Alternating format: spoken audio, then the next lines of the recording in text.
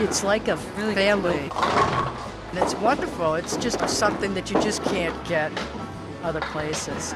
The ladies of Team Number 6 have been playing at the Wakefield Bowladrome for more than a decade.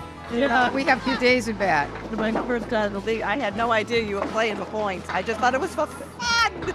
Boy, did I learn fast. A hub for both sport and social activity, the Bowladrome has been family-owned and operated since 1953. I was just getting out of college, and I figured might as well take a chance in the business world. And that was 48 years ago.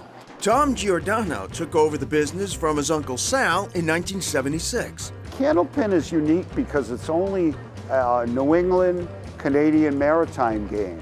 It never extended south of Massachusetts. Compared to traditional 10-pin bowling, most New Englanders know this game is played with a much smaller ball.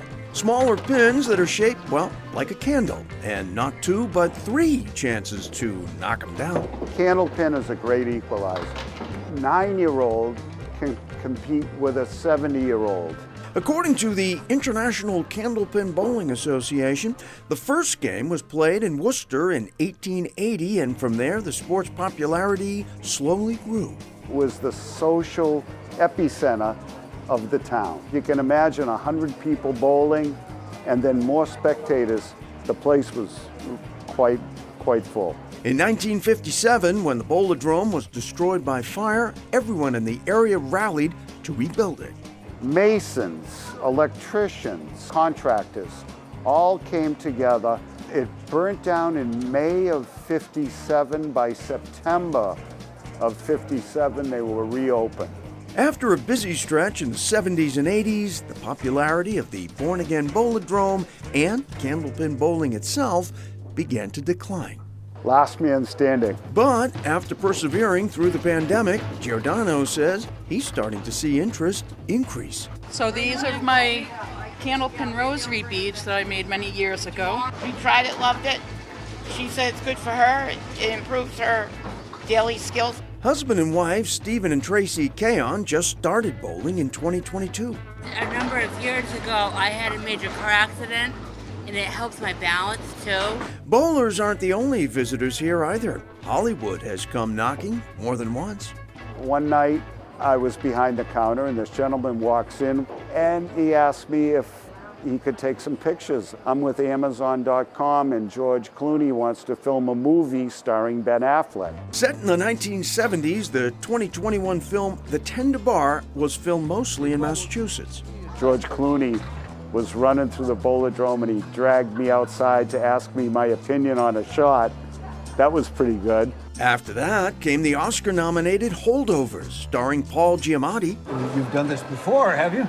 Well, not for years. And Julia, starring Sarah Lancashire as Julia Child and David Hyde Pierce as her husband. It's so iconic. Yeah, I mean, it hasn't changed. It has not changed. When you're here doing something for 48 years and to still have some of those people still here, that's the beautiful thing. I'll go for 75 and see what happens. Over in Cambridge, 4 generations of the same family have kept Central Square Florist flourishing for 95 years. We're definitely one of the oldest businesses in Central Square. Jackie Levine's great-great-uncle Morris Gamer opened the shop in 1929. It was tiny. It was like a walk-in hallway, but business was very good. In the 60s, Sandra Levine's husband Myron Sam Levine bought the shop from his uncle Morris. It was very, very busy. Hardly a minute during the day when people weren't buying flowers.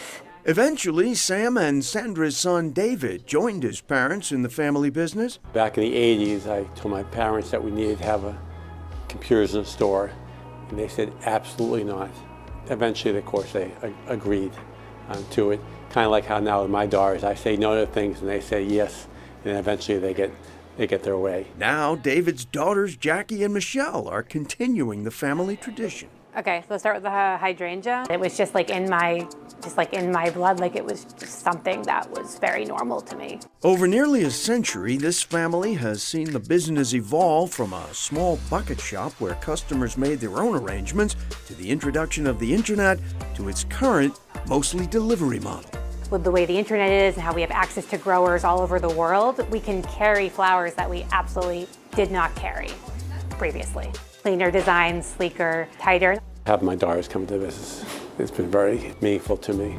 I grew the business a lot from when I was with my parents, and then when they came into it, they've taken it to the next level. A lot of pride, very happy that the business can continue and it gets more successful every year.